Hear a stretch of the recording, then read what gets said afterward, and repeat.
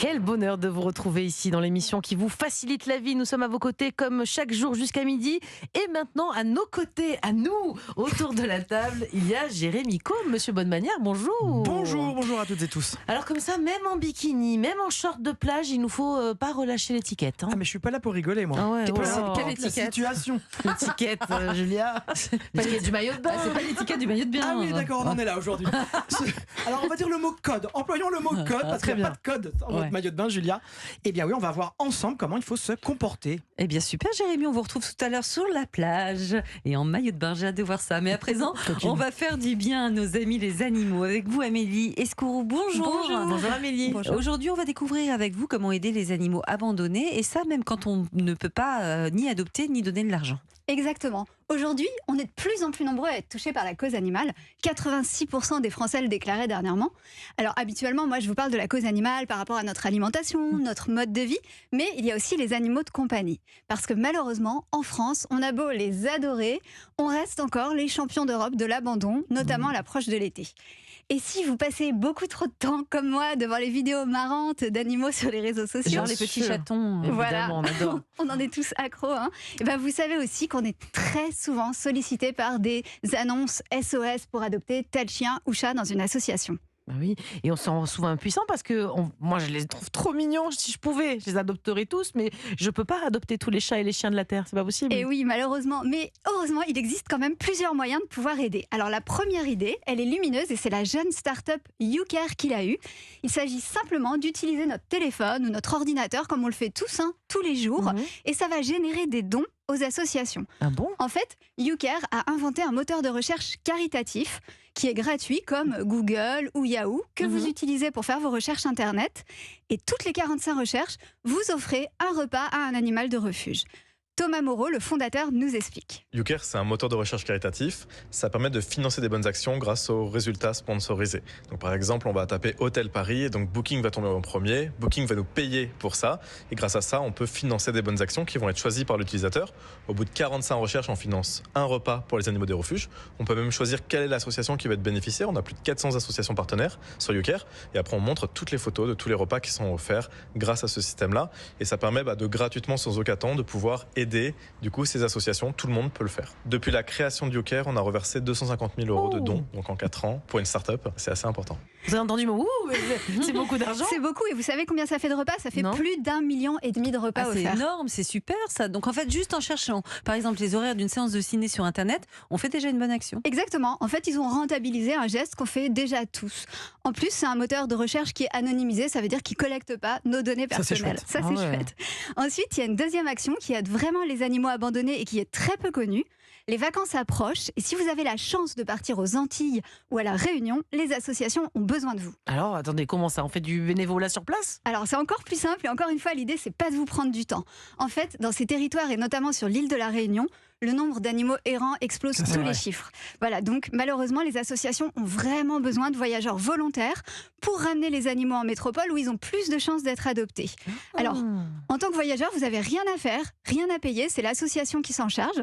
En fait, il faut juste récupérer la cage de transport à la sortie du vol avec vos bagages et la donner à la famille d'adoption qui attend. Mais c'est génial. Rien à faire. Et savoir qu'on a fait une bonne action en rentrant de vacances, ça permet aussi d'être moins triste de rentrer. Exactement. Bah oui, je trouve ça génial. C'est génial, c'est simple et ça demande aucun investissement en fait. Donc pour ceux que ça intéresse, je vais mettre les références de ces associations sur europe1.fr sur mon compte Instagram. Et par exemple, il y a l'association Sauvade ou Sauve ton Bourbon qui organise ce genre de sauvetage. Enfin, il y a une dernière façon d'aider qui est un peu plus impliquante mais qui ramène aussi un maximum de love, c'est devenir famille d'accueil. En fait, c'est accueillir chez vous un petit poilu le temps que l'association lui trouve... J'ai déjà accueilli Jérémy. Et ça, c'est génial. Le temps qu'on lui trouve une vraie famille. Exactement, en fait, le temps qu'on lui trouve une vraie famille. Et puis pour ceux qui se demandent encore s'ils veulent adopter, ça permet... Voilà, ça fait un petit test. Et d'ailleurs, YouCare, la start-up qui a créé le moteur de recherche, a aussi fondé sa propre association. Elena, qui y travaille, nous explique comment on peut les aider. Donc depuis 1 an et demi que l'association elle existe, nous on a 350 sauvetages. Donc même si par exemple vous ne pouvez pas adopter, vous avez la possibilité d'être famille d'accueil pour nous aider au quotidien avec les animaux. Vous pouvez également partout en France aller chercher des dons chez nos partenaires partenaires.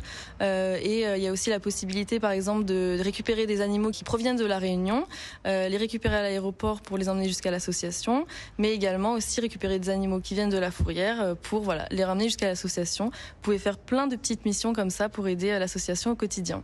Et en fait, de l'aide, ils en ont vraiment besoin. Ces associations, pour en avoir discuté avec eux, ils sont tous débordés.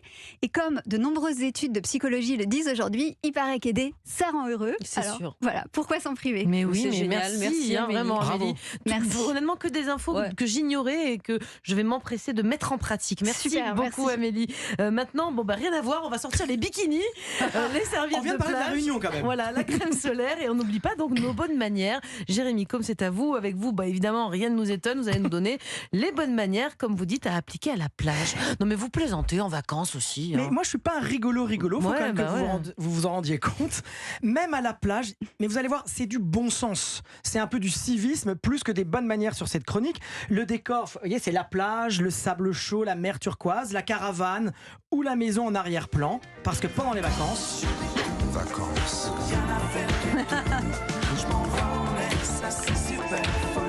Eh bien non. Justement, pendant les vacances, on n'oublie pas les codes de bienséance dans nos valises, mesdames. Ah d'accord, donc vous n'êtes pas content aujourd'hui. Dites-nous comment être bien comme il faut à la playa, Jérémy. Vraiment ne faire aucune faute de goût. On prend des notes avec Mélanie. Alors On est prêts. déjà, mesdames, ne soyez pas à l'origine, vous savez ce qu'on appelle de la tempête de sable que nous avons tous vécu une, voire une dizaine de fois. Vous voyez cette espèce de personne qui arrive, qui secoue sa serviette comme si elle était toute seule. C'est pour ça que je ne vais plus à la plage. Ah, vous allez où? Non, mais Je vraiment, reste à la à ce point-là? piscine. Ah non, moi je vais à la piscine. Ah oui, bah c'est oui. vrai. Voilà. Vous avez des gens raison. Ah, je vais pas à la plage en été, non, À jamais. cause des gens qui se comportent mal. J'en ai marre, oui, j'en ai marre. L'air un peu distancé, car normalement je ne vais jamais à la plage en été. Jamais.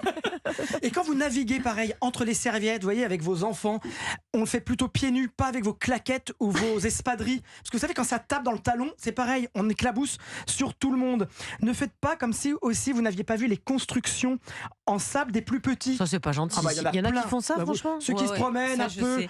genre alors- je suis amoureux, c'est ma date, pof, un coup dans le château de sable. Ça, c'est pas sympa. Et aussi dans les noms avec des cœurs des Exactement. amoureux Et là, qu'on a on passe, marqués. on piétine. Oh, c'est nul. Roman le fait régulièrement, c'est un peu dommage.